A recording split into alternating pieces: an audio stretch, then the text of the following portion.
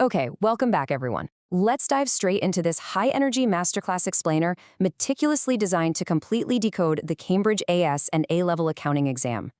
Today, we are specifically targeting the notoriously tricky, high-tariff topic of business entities. Look, if you've been sitting at your desk struggling to understand exactly what the examiners are secretly hunting for when they ask you to compare sole traders, partnerships, and limited companies, you are absolutely in the right place. We aren't just going to look at textbook definitions today. We are going to break down the exact high-level strategies you need to maximize your score on those massive 9 to 15 mark questions. Grab your notebooks because we are going to dissect complex prompts, master your time allocation, deploy advanced critical thinking strategies, and analyze some real-time peer problem solving.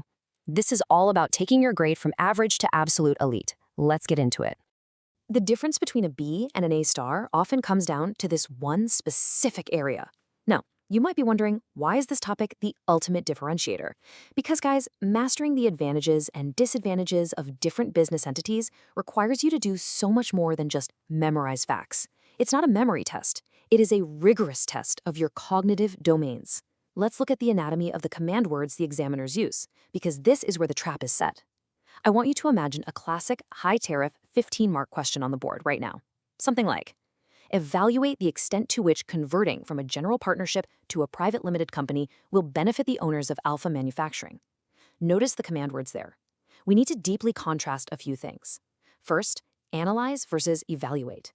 If the prompt just says analyze, you are breaking down the relationship. You're saying, okay, converting to a limited company means they get limited liability, which protects personal assets. Boom, that's analysis. But our question said evaluate. Evaluation means you have to take that analysis and make a definitive, justified judgment. Is that limited liability actually worth the massive increase in legal paperwork and loss of privacy for Alpha Manufacturing? And what about explain versus to what extent? Explain is just giving the why. But to what extent, that's the phrase that separates the A-star scholars from the rest. It demands that you look at both sides, the hidden constraints of the prompt, and form a conclusion that weighs the pros and cons against each other. If you just list facts, you hit a ceiling at a B grade. You have to evaluate. That is the examiner's lens, and that is what we are conquering today. So here is our strategic roadmap for this session. We'll quickly hit the core principles, move into the technical methodology, build out your evaluation framework, and finish up with the top examiner warnings. Let's keep moving. Section 1, Core Principles, Unlocking the Cognitive Domains. We are going to start by looking at the precise theoretical foundations examiners target. Now, this brilliantly illustrates how your assessment objectives, or AOs, are divided across 3 distinct slices: knowledge and understanding, analysis, and evaluation. To secure an A-star, you literally must demonstrate competence across all 3. To really show you how this works in practice, let's drop in on a digital study suite session I ran yesterday with 2 of my top scholars, Alex and Sam. Now, for context, Alex is highly technical. Give him a formula, he nails it perfectly every time, but he kind of struggles with open-ended evaluation. Sam, on the other hand, is a super creative thinker. She builds great arguments, but her structural precision and timing, sometimes a bit all over the place. So I put that 15-mark Alpha Manufacturing question in front of them. Alex immediately jumps in and says, okay, we have 15 minutes. I'm going to spend the first 8 minutes just listing out all the factual advantages of a private limited company: continuity of existence, access to capital, limited liability. He is hyper-focused on that first slice of the pie, knowledge and understanding. That's AO1. But Sam jumps in and argues, no way, Alex, that's just a textbook dump. We need to spend that time arguing conceptually about why a partnership is holding them back. We need to focus on the overall business strategy. She is pulling entirely toward the evaluation slice, AO3. And as the coach, I had to stop them both. I told them, listen, you are both missing the bridge. You're missing AO2, analysis. Alex's facts mean nothing if they aren't applied to Alpha Manufacturing's specific situation. And Sam's big conceptual arguments fall flat if they aren't built on a foundation of solid technical accounting facts. The debate they were having is the exact same internal debate you probably have during an exam. You have to balance all 3 slices of this pie to hit the top marking bands. Building on Alex and Sam's debate, we dug into how to actually hit those top bands. It rests on these 3 pillars. First, precise definitions. Alex was great at this, knowing the exact legal difference between an ordinary share and a partner's capital account. Second, causal relationships. This is what Sam was trying to get at. If Alpha Manufacturing changes to a limited company, what is the direct cause and effect on their risk profile? But here's the real secret weapon, the 3rd bullet point: cross-topic integration. Principal examiner reports explicitly state that integrating cross-topic connections is the secret to achieving significantly higher marks. I asked Alex and Sam, how does changing the business entity actually impact their final accounts? There was a moment of silence, and then Alex's eyes lit up. He realized that a partnership has an appropriation account detailing interest on capital and drawings, but a limited company requires a statement of changes in equity dealing with dividends and retained earnings.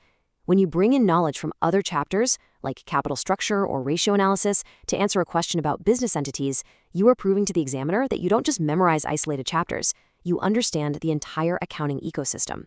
That cross-topic integration is exactly what unlocks those elite A-star marks. Moving swiftly to Section 2, Technical Methodology, the Method Mark Strategy. This is the procedural framework to ensure you capture every single method mark available. Okay, so this 6-step process right here is your ultimate blueprint. Whenever you tackle complex stimulus materials, you follow this exact flow. First, deconstruct the question. Second, extract relevant data. Third, select your framework. Fourth, execute with notation. Fifth, verify. Sixth, present with terminology. Now, back in our study suite, Alex and Sam were using this exact framework to draft a model response, paragraph by paragraph. They deconstructed the prompt, they extracted the data showing Alpha Manufacturing had high debt, and they started executing step 4. But then, they hit a massive roadblock. They were struggling hard with their paragraph linking and timing. The clock was ticking, and their answer was turning into a disorganized mess. Actually, hold that thought. Right before we solve this hardest part of the problem and show you exactly how to get unstuck, I need to pause this session. If you are serious about mastering these high-level cognitive strategies, and you want to ensure you never miss a weekly Cambridge breakthrough, you need to subscribe to the channel right now at Ace the Exam's IGCSE O&A levels. That's at AceTheExam_IGCSE. Hit that subscribe button and absolutely smash the notification bell so you get an alert every time we drop an explainer.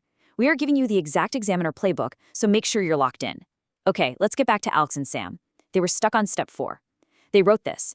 Alpha should become a company because they get limited liability and the partners won't lose their houses. I paused their session. I used a picture-in-picture digital markup and told them, guys, this is a cognitive roadblock. You have the right idea, but your execution is a solid C grade. To get unstuck, you have to use a cognitive strategy I call the cause-effect context loop. Let's rewrite this flawed section out loud right now and transition it to a flawless, full-mark response. Here is how we fix their roadblock using strict conventions and correct terminology. I told Alex and Sam to elevate their language.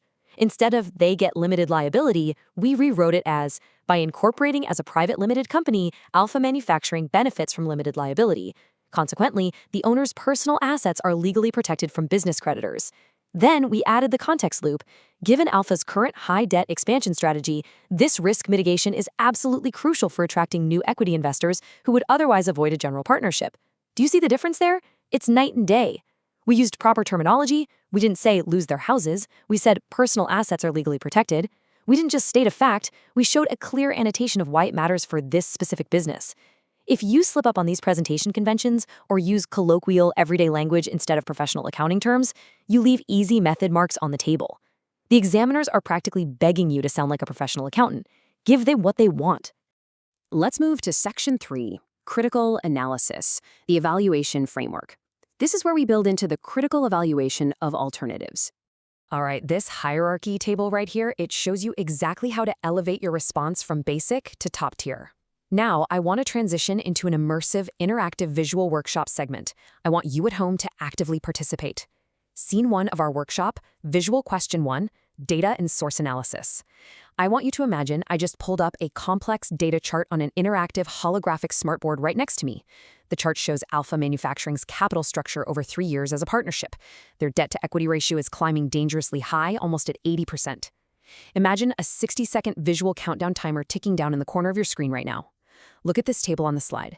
If you give a descriptive answer, you just say, Alpha has 80% debt. Time's up, you get 1 mark. If you give an analytical answer, you'd say, because Alpha has 80% debt, the partners face immense financial risk due to unlimited liability. Better, you get 2 marks. But if you give the evaluative answer, the A-star answer, you synthesize the data with the business entity concept. You say, Alpha's aggressive reliance on debt financing has pushed their gearing to 80%. As a partnership, this exposes the owners to catastrophic personal ruin. Therefore, transitioning to a limited company is not just beneficial, it is a strategic necessity to substitute this dangerous debt with protected equity capital by issuing shares. Wow. See how we just dominated that data? We justified a recommendation based on a solid analytical relationship. That is how you use this framework.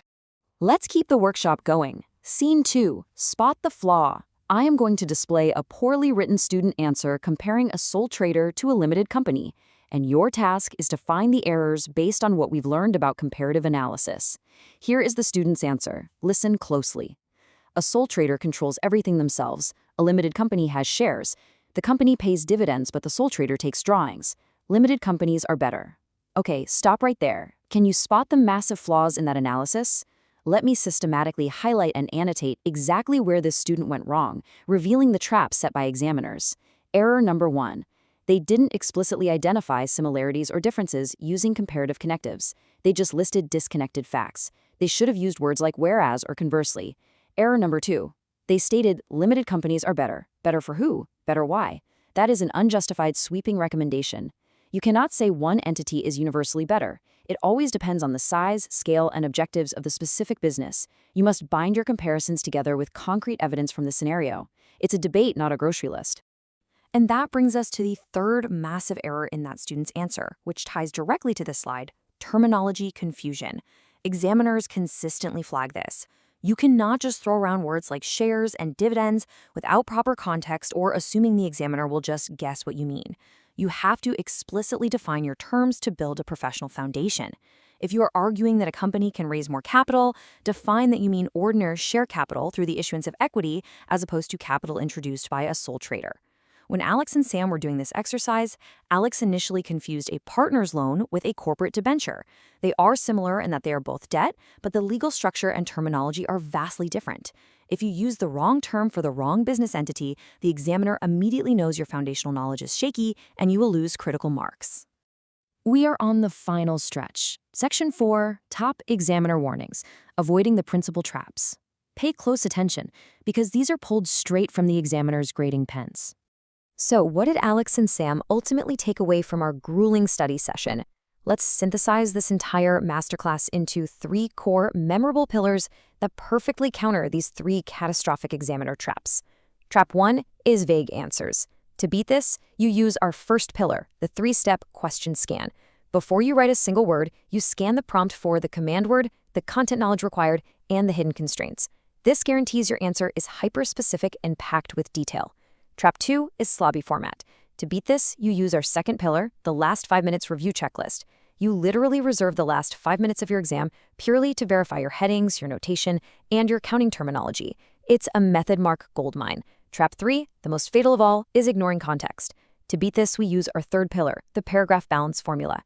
Every single paragraph you write must contain 30% technical fact, 30% analysis, and 40% direct application to the specific business scenario in the prompt. If the question is about a family-owned farm, your answer must breathe the reality of a family farm. If you follow these 3 pillars, you are practically immune to the principal traps. To lock this all in under the extreme pressure of the exam hole, you need to use this cognitive hack, the visual story method. Don't just stare at a textbook trying to rote memorize lists. Your brain doesn't like lists, it likes stories. Create a vivid, almost ridiculous visual story for each entity. For a sole trader, picture a single person walking a tightrope with no safety net. That's unlimited liability. For a partnership, picture a 3-legged race where if one person trips, they all fall down. That's joint and several liability. For a limited company, picture a giant impenetrable glass vault. The owners are safe inside, but they have to fill out a mountain of legal paperwork just to open the door. That's legal protection balanced against regulatory costs. When the clock is ticking and panic sets in, these visual anchors will instantly pop into your mind. They allow you to securely encode these complex concepts, freeing up your mental RAM to focus purely on the analysis and the context, which is what actually gets you the A. We've covered a massive amount of ground today, from the cognitive domains of command words to the exact formatting traps that steal your marks. But knowing the strategy isn't enough. You have to execute it consistently. So I leave you with this provocative thought. If a real-world client handed you their failing business tomorrow, would your technical accounting knowledge actually be sharp enough to save them? Think about that. What is your target grade, and are you genuinely holding yourself accountable to making your answers specific to the context? Crushing these Cambridge exams requires relentless, consistent strategy. Do not do this alone. Hit that subscribe button right now for AC Exams IGCSE O and A levels at acexam_IGCSE. Turn on the notification bell so you never miss our future exam hacks. And I want you to go into the comments below right now and declare your target grade. Make it real. Keep practicing those cross-topic connections, stay analytical, and I will see you in the next explainer.